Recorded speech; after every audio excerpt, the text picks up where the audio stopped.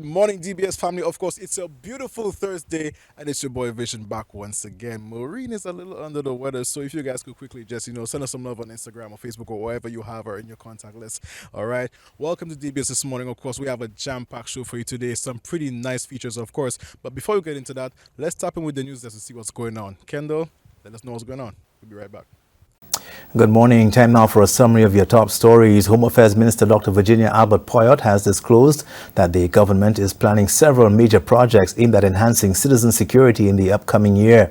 In her Christmas message, she highlighted some of the ongoing projects that are expected to be concluded in the first quarter of 2024. Bravo to our law enforcement personnel who have been the recipients of much deserving support from the government. And throughout this year, in particular, law enforcement has been on the front burner. In addition to equipment and vehicles, extensive works have been ongoing on several of our police stations and fire stations. Construction of the $35 million Northern Divisional Police Headquarters has begun, and the Southern Divisional Police Headquarters, which is about 90% complete, should be ready early in the new year. It is noteworthy that finally the Immigration Department will be relocated. This office space should be fully operational within the next 2 weeks, bringing an end to the inordinate delays. The Babonneau MP also spoke of her plans for her constituency in the new year. Members of the local Senate have been sharing their aspirations and expectations for 2024. At the top of the list is an end to the violence that has characterized so much of 2023.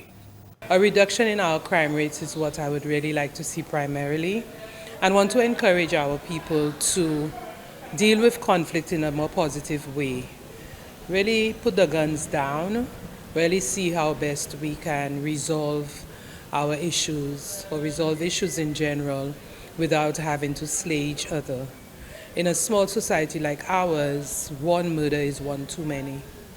And we're seeing it especially among our young men. I wish for 2024 that we can exercise more respect for each other's differences and not use those differences as an excuse to avoid dealing with the core issues that we all are affected by on a day-to-day basis.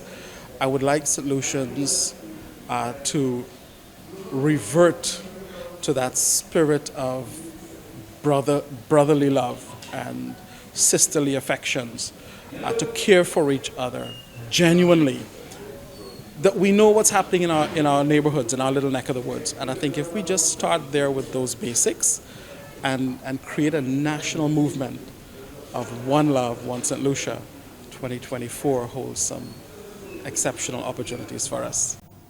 While the senators hope for a nation free of conflict, the senators also spoke of other desires for the country, including a better economy. Efforts by the government of St. Lucia to manage available stock of key staples in order to ensure the availability of these essential commodities in the face of supply shortages have paid off. This includes flour, rice, and sugar. This initiative guarantees that our wholesale and retail outlets are fully prepared to meet the demands of the holiday season. As we enter this festive period, it is with great satisfaction that we confirm every community in St. Lucia has been thoughtfully considered in our procurement plans. This ensures that families, friends, and neighbors can partake in the joyous festivities with the comfort of having essential items readily available. Supply chain and other issues saw a limited supply of the rice being available in October. The Ministry of Commerce also activated contingency plans to ensure supply of flour, while also taking steps to ensure the availability of pasta and to avoid a repetition of the shortages experienced in October. The operations manager at the Goodwill Fishermen's Cooperative, that's Kijiana Tosa Shari, continues to urge fishers to install safety equipment on their vessels. This year, there have been several cases of fishers going missing or encountering other difficulties while at sea. I'm hoping that fishermen will really take seriously all of the lamentations and all of the warnings that have been issued in terms of that their safety begins with them, and that we will see less of these sad stories as it relates to them in 2024. Earlier in the year, the Department of Fisheries collaborated with telecommunications provider Digicel to have GPS tracking devices installed on fishing vessels.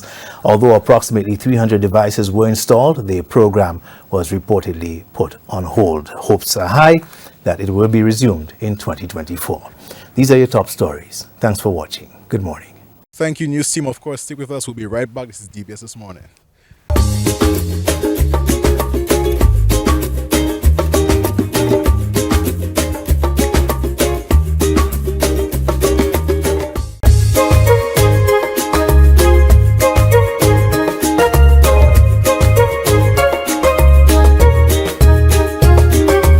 Welcome back to DBS This Morning. And of course, we had a pleasant opportunity to tap in with Monica Valmore, the owner of Belvedere Estate in Corinth. They're having a spectacular but all year's event happening.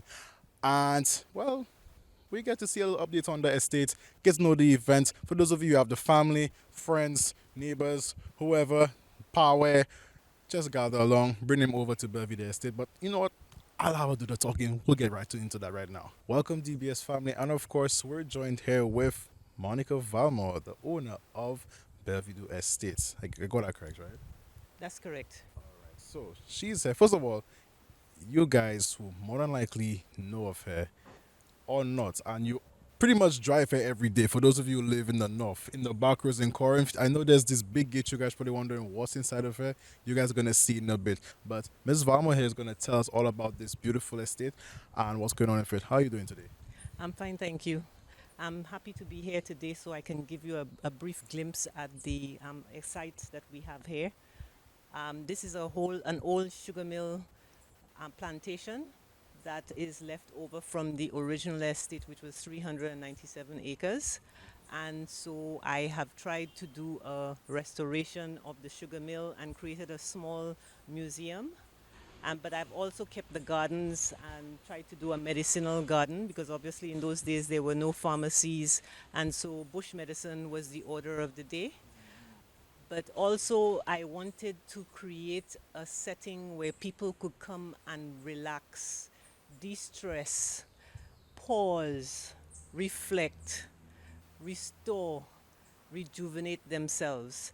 And so this is what the event on Sunday is all about.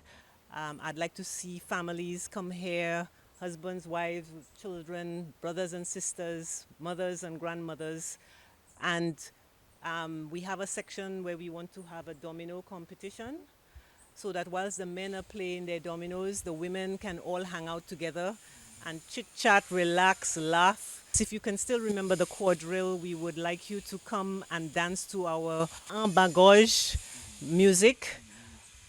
We are going to have all the traditional foods, the sorrel, the ginger beer, the ham, the turkey, the roast breadfruit. So for a day, the ladies don't have to worry to be in the kitchen and worry about serving family and have dishes to wash up at the end. They can just take a day to just relax and just let go. And that's happening next Sunday, right? Or Sunday coming. That's New Year's Eve. 1st of December, we are going to say goodbye to 2023 together. 2023 has been a very challenging year for many people. There have been a lot of deaths of relatives and friends. People have been reorganizing themselves and recovering from COVID in many levels, including economically and financially. And so we want to say goodbye to 2023. Remember the high points. What were the good things that happened? What were the bad things that happened? And prepare ourselves for looking towards the new year. Awesome. So, if you have no plans at all for All Year's Day, now you do. Now, before we get in further into that, I realized the last time we came here, something new has came about inside the fair, and I think it's right behind us here. So could you tell us about this new addition to the estate? Yes, we had a sort of cabaret, um, um, a kind of cabaret rum shop type setting, and we decided to do an extension on it. Eventually, it's going to have another story above it, so you'll be actually sitting in the trees, maybe with hammocks and so on. But right now, we were able to get some local tradesmen to do this beautiful work for us. And so this is one of the settings where you'll be able to come and sit and chill and chat and drink and eat and have a good time. Now, I'm curious to know because I mean it is a pretty large area, a lot of land, a lot of plantation area. But how do you think to fit all this here, and how do you go about conceptualizing the entire place? And what are the further plans, if you can share with us, about the estate and what more are you adding to it? The layout, I had a professional architect assist me in pulling this whole thing together. His name is Kofi Dover. I now have some assistance from Andrea Maslin, and the layout was pretty much um, already natural. We tried as much as possible to work with the layout of the land as it was and to maintain as much of the greenery and the nature as we possibly could. And also, I'm guessing to keep with the heritage and to not break apart from the cultural aspects of it. Do you face any challenges in doing that at any point? Um, I guess my biggest challenge was that when we did the exhibit, because there's not a lot of detailed information on current estate in particular, it forced us to look a little deeper. And so what we did is that we looked at the heritage and the history of the people who owns the estate. And so the stories of in the museum gives a glimpse of the colonial period as well as the family histories of the people who owned the land. Nice, nice, nice. Well, to just bring it back now to Sunday, remind the viewers again where to be. Is there a cost as well? I don't know if you mentioned there's any cost to it as well, and from what time to what time? Yes, we have a cost. It is $60 if you pay in advance, $80 if you pay at the gate. We have park and ride, so you can park in front of Michelle's Electronics and come that way. We are going to have a full day. We're starting off with some drumming in the morning at 11 o'clock and some poetry. Then we have lunch, which is includes a vegetarian meal using only local dishes, and then a Creole Caribbean lunch, the typical Creole Caribbean lunch with all the little extras. We have penne piece, we have coconut balls. We really try to keep it as local and as traditional as possible so that you could have a day of nostalgia. Well, again, St. Lucia, you know where to be. All yes day, right here at Belvedere Estate. Of course, come here, enjoy the scenery, enjoy the music, the food, the vibes. It's right here. Stay tuned. This is DBS This Morning. We'll be right back.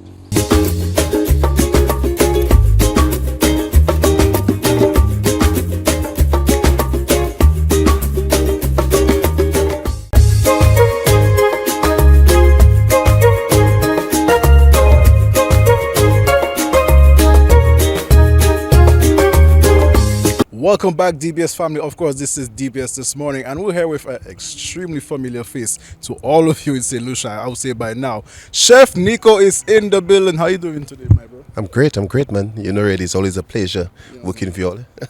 And of course, now, I mean, Chef Nico has been featured on many of our cooking shows from way back till most recent.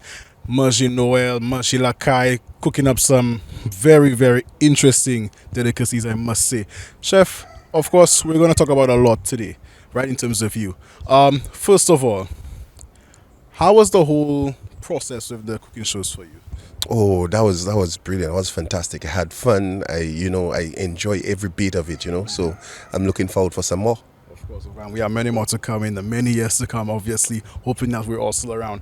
Of course, now we're going to be featuring a very new program. We're hinting something to you guys here that's called Marché on a Budget.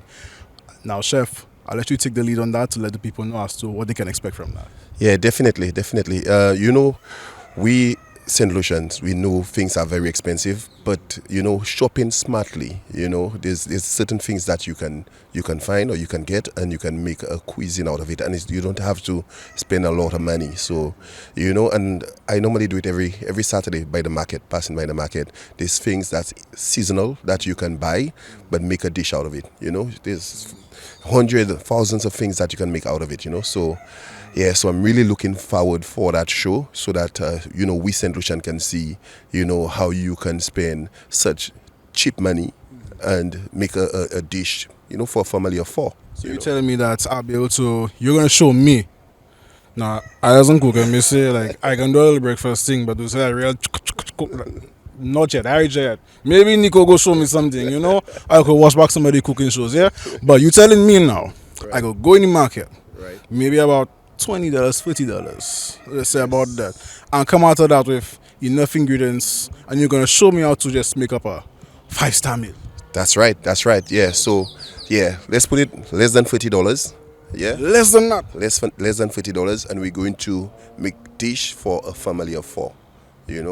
Yes. Madness, me talking about. All right, well, St. Lucia, of course, by the sound of that, you all know something big is coming to DBS. We don't come regular DBS. We always do it bigger and better, interesting, proper. And of course, when Chef Nico is here, it's going to be a blast. Now, moving on from that, let's talk now personally into you now, diving deeper into you now. Yes, so you have, is it Spice Infusion? Yes, Spice Infusion, soul food, Okay, that's your my own private catering. Okay, yeah. Tell us about Spice Infusion. Okay, so it's I started that catering, for a couple of years now, so it's like, I never used to advertise it or showcase, it's like more cooking for certain people, and the guests eating from that food, the wood just spreading around. So up to now, I haven't have it on Instagram or Facebook or whatever it is. Just like the wood just passing on, So that's like my private catering. But the wood is passing on pretty good though, because yes. I've been seeing you at some big events doing some good work. Yes, definitely, yeah, big events. And I have one recently that's on Tuesday. That's Shayo. I don't know if Holiday HP is African event. Yes. We're gonna talk about that in just a bit. But okay, so before we go into that, is it just like parties or events, or is it weddings? What are the different events or occasions that you would cater for? Yeah, so staff parties, weddings, even funeral the last time, they wanted some package. Banks, if they having, private meetings, whatever it is, So yeah, so I've done it all, and I'm ready to kick and go a bit bigger than that. And when it comes to now, your you can't. I don't think you'll be willing to give like full pricing. But when it comes to like the range of pricing, is it where I can get something like a small package, a medium package, or a large package in terms of the size of my event and so on? How do you is it customizable in terms of how I can, Yeah, it's. I'm happy you asked that question. So whatever budget that you can work with, I can create a menu out of it. So you normally, you have a wedding or you have a staff party, you have a budget for food. So, chef, this is my budget. I make a beautiful menu out of it for you. So if I check Spice Infusions, I can know it's measure on a budget. That's right. That's right. All right. Yeah. Diving into Shayo now. Right. For those of you who know with HP, me and HP, we talk. You understand? That's that Spice. That's my crew. All right. So when it comes to Shayo now, what are some of the foods that we can expect at Shayo if you're able to give us that exclusive for that? Right. To be quite honest, the African dishes are very expensive. So we have a few of it, but we have a few of it. Most of it is our St. Lucian dish also. So we have our, jollof rice. I don't know if you had it before. Not that complicated, but there's a lot of ingredients to it, like you need bell peppers, you need tomato paste, you need the rice, you have to wash it with, it's very funny the way African cook, when they wash the rice, they put salt in it, Yeah, so then you put everything in, and you let it on a low fire, let it cook in a low fire. So was that something that you already knew how to prepare, or you had to go do your research and then learn how to prepare it? Yeah, I know how to prepare it. Just It's not your first rodeo. Yeah, no, not my first. I did that same rice last year for him, so that was the one at the bomb, Yeah. So we have a few dishes, which is African dish, and well, we couldn't do the full menu because it's gonna be very costly, you know. But yeah, so we're really looking forward for this year Shayo. Last year was the first event, and last year was the bomb, like you know. And I know a lot of people have been talking about that event. So this year we're looking forward for like maybe 500 people, and the tickets is flying. So you have to grab that now. If you don't grab it now, Waiting, I tell you, oh, you need to go get your ticket for Shayo now. Don't waste time, don't be piggy. No, go to all you HPS or you on the Instagram, contact Chef Nico, contact me to get your ticket for Shayo. Don't chop breakfast, so. No, so let the people know because I mean we gotta wrap up really soon. Right. Let the people know how they could contact you, Spice Right. Infusions, or you, Chef Nico, personally, to get their food. yeah, definitely. My contact number is 7200 90. So you can call me on that number, or you can email me Chef Nico 758 Chef Nicodemus 758 at gmail.com. Yeah. Well, people, don't sleep on it. You guys know from all the mercy programming we've been having here on DBS, you know the amazing food Chef Nico prepares. That's right. It's more than a chef's kiss. Yes. Thank you for being here, my bro. All the best during the season. Looking forward to seeing you and eating the amazing food you prepare at Shayo. Hope to see you guys at Shayo too, of course. Stay tuned. We'll be right back. This is DBS This Morning.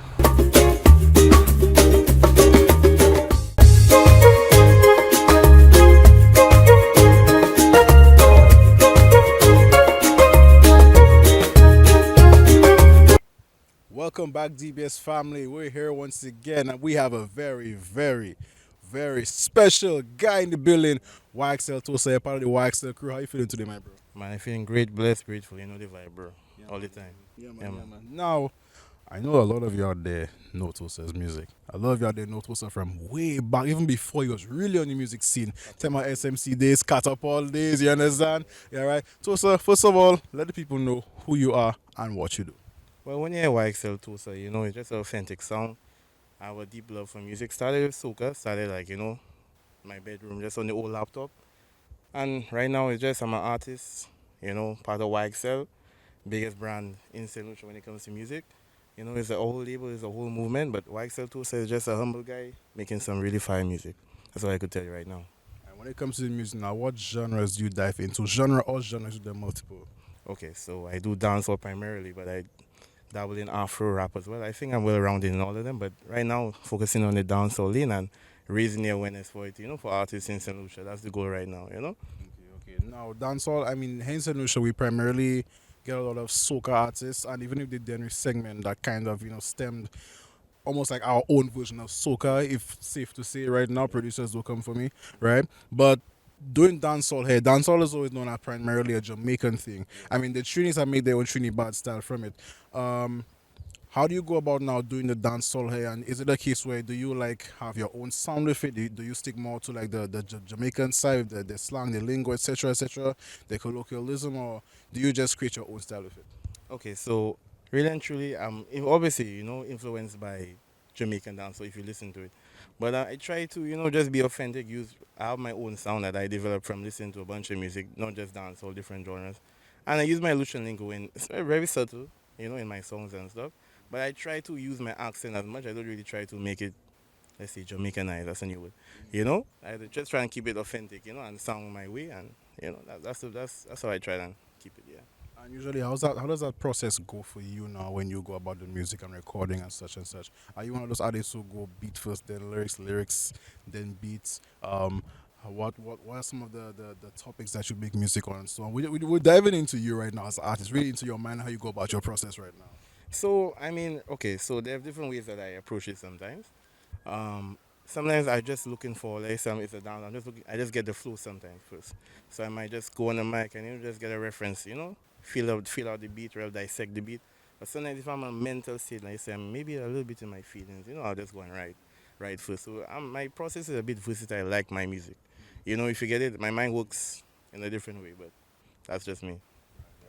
Okay, now I want to know a bit more about YXL.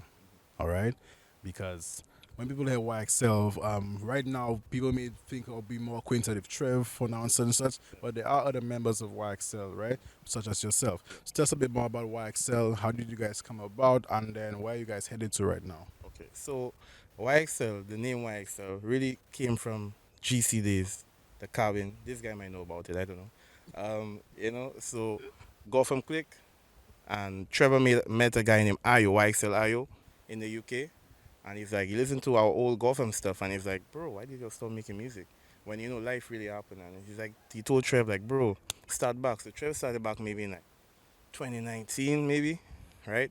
And he was on the UK sound, and when he came down during the pandemic, he was like, I listened to Mean Streak.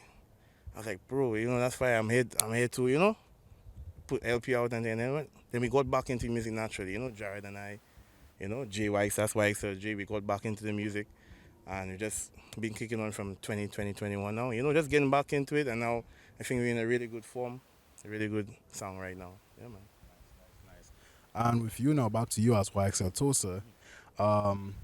Okay, that you did release an album recently. I could say that as well. Okay, amazing work by the way, if I could say for myself.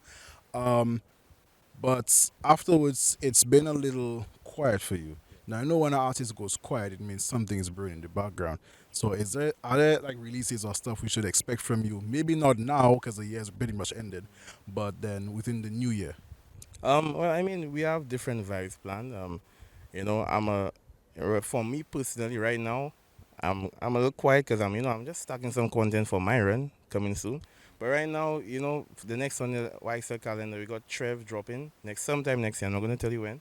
So right now we're just in the process of just rolling that out. But I would say we'll be on some Russian type stuff next year. That's all I could say. All right, some big bang, some dirty money. All right, where can the people find you, Tosa? Whoever wants to book you or reach out to you.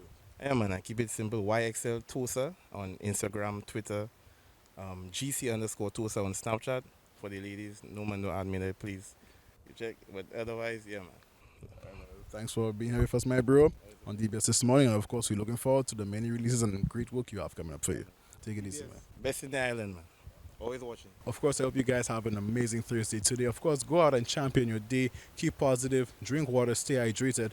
And of course, don't eat too much of the food. And if you do eat too much of the food, check our guy, Wheels Fit Lifestyle. Get a gym membership and work it out. All right? Stay safe, everybody. This is DBS this morning. See you again tomorrow morning. Same time, same place, right here on DBS.